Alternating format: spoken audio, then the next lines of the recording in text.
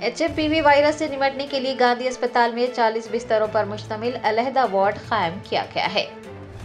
चीन में दहशत पैदा करने वाले नए वायरस के मरीजों की शहर हैदराबाद में शिनाख्त के बाद महकमा सेहत ने चौकसी इख्तियार करते हुए गांधी अस्पताल में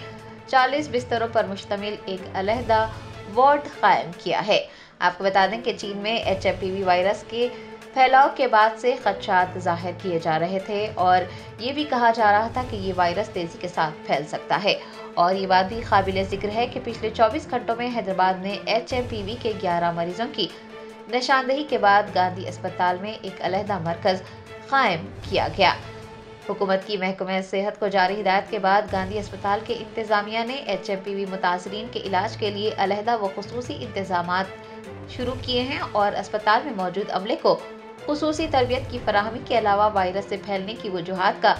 जायजा लेने के लिए भी इक़दाम किए जा रहे हैं।